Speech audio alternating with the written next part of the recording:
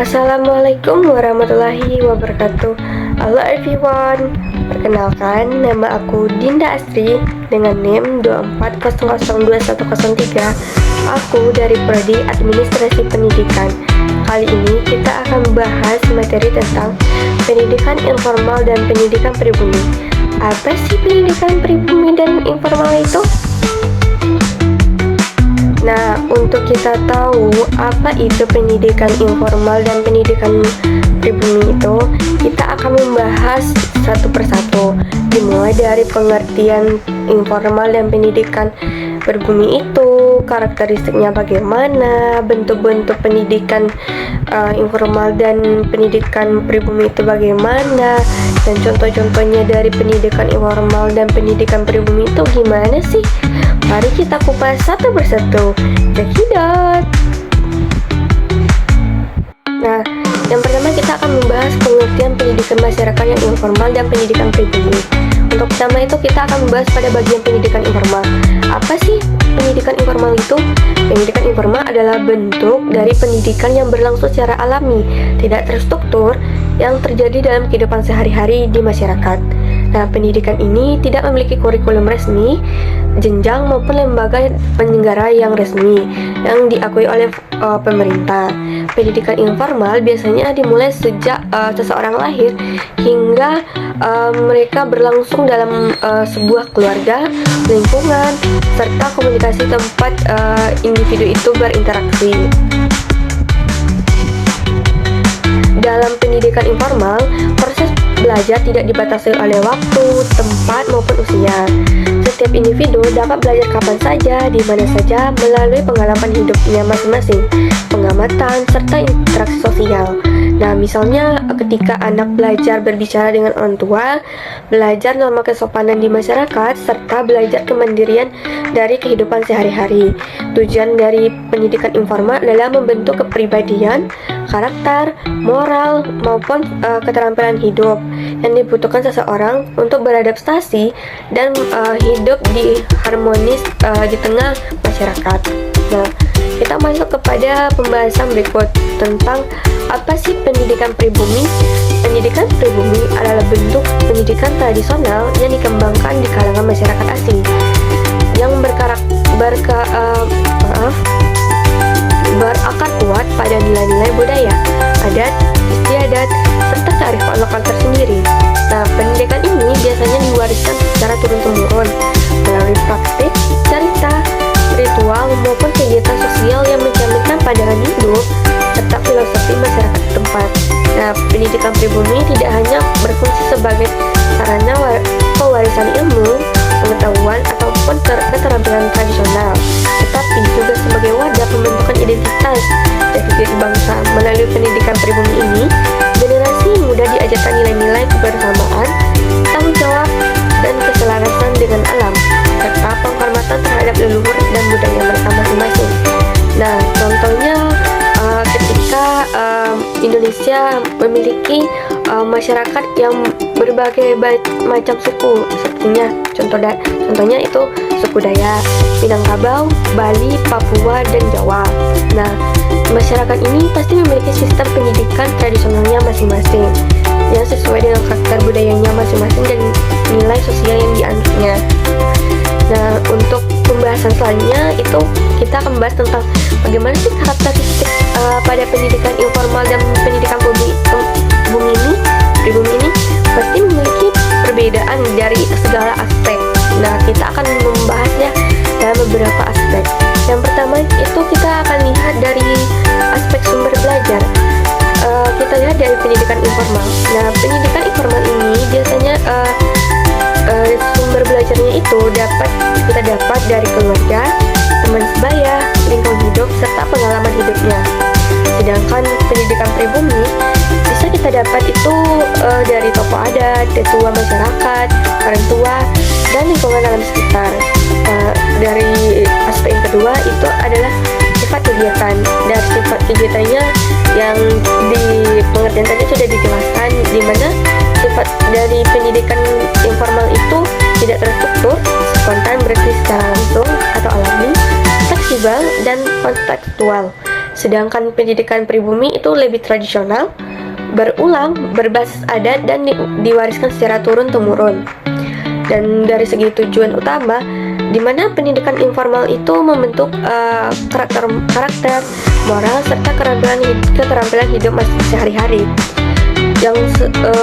Untuk pendidikan pribumi lebih tradisional, menjaga kelestarian budaya, nilai-nilai moral maupun pengetahuan lokal.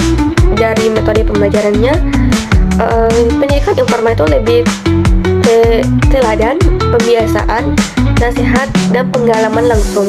Sedangkan pendidikan pribumi ini itu lebih dominan cerita rakyat, upacara adat, magang tradisional, maupun secara ritual budaya. Dari aspek evaluasi, pendidikan informal itu tidak formal, artinya tidak dinilai melalui perilaku atau sikap dalam kehidupan sehari-hari. Kalau pendidikan pribumi ini berdasarkan pengakuan sosial dan penerimaan masyarakat adat itu. Kalau di lingkungan belajarnya, pendidikan informal itu bisa dapat tuh dari rumah, tempat ibadah, ataupun lingkungan sosial lainnya yang ada di sekitar kita. Kalau pendidikan pribumi ini bisa kita dapat tuh dari pendidikan, dari alam sekitar, rumah adat, ladang, atau tempat upacara adatnya. Nah, dari berbagai aspek itu memiliki kesamaan hal sifat yang alami dan tidak resmi, tetapi juga memainkan peran sangat penting dalam pembentukan karakter dan pengetahuan praktis. Nah, kita masuk kepada bentuk-bentuk pendidikan informal dan pribumi. Nah, kita akan bahas yang pertama itu ada bentuk-bentuk pendidikan informal. Yang pertama itu pendidikan dalam keluarga. Pendidikan dalam keluarga artinya lingkungan pertama dan utama bagi anak-anak dalam menerima pendidikan, di mana di sini anak belajar nilai moral, etika, agama, sopan santun, teladan bagi anak-anaknya. Contoh, ketika orang tua mengajarkan anak berdoa, menghormati, dan disiplin waktu serta membantu sesama. Yang kedua, pembelajaran sosial di masyarakat melalui kegiatan sosial seperti gotong royong, arisan, atau kegiatan keagamaan.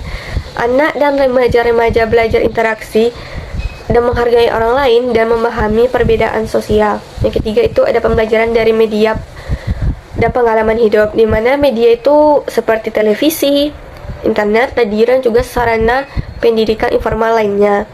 Individu belajar dari tontonan, berita, atau konten edukatif. Selain itu, pengalaman hidup seperti bekerja, mengalami masalah, atau berpartisipasi dalam kegiatan sosial juga merupakan sumber pembelajaran berharga.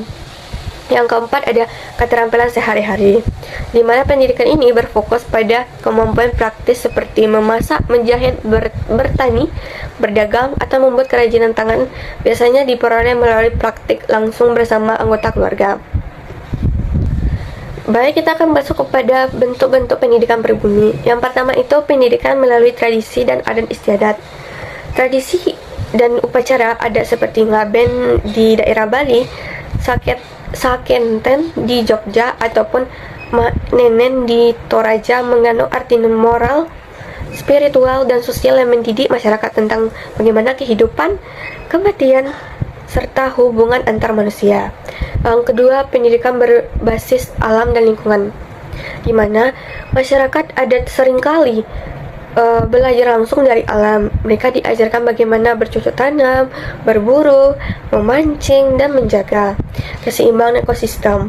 Ini merupakan bentuk pendidikan lingkungan yang diwariskan oleh generasi. Nah, yang ketiga, pendidikan melalui tokoh adat atau tetua masyarakat, di mana tokoh adat berperan sebagai guru atau panutan dalam menyampaikan pengetahuan lokal, sejarah, hukum, serta nilai-nilai moral yang berlaku di komunitasnya. Yang keempat itu pendidikan keagamaan tradisional. Dalam masyarakat pribumi, agama dan kepercayaan menjadi bagian tak terpisahkan dalam pendidikan. Contoh, pengajaran kitab kuning di pesantren, pengajian di surau, atau ritual spiritual di masyarakat. Nah, kita akan masuk pada pembahasan contoh pendidikan informal dan pribumi. Yang pertama itu informal. Contohnya itu ketika orang tua mengajarkan anak berdoa, menghormati orang tua, membantu tetangga, belajar keterampilan maupun berumah tangga atau bertani. Yang pribumi, mana upacara adat atau pepatah Minang yang mengajarkan melalui petata petiti sebagai pendidikan informal, pendidikan moral, dan pendidikan sosial. Dan dapat digabungkan untuk contoh gabungannya itu di mana anak di pedesaan belajar gotong royong, sopan santun, serta tradisi menanam padi dari keluarga dan komunitas secara bersama-sama. Mungkin itulah penyampaian materi yang dapat saya sampaikan. Apabila ada kekurangan, saya mohon maaf. Saya akhiri dengan membaca wabillahi taufiq wal hidayah. Assalamualaikum warahmatullahi wabarakatuh. Terima kasih guys. Bye bye.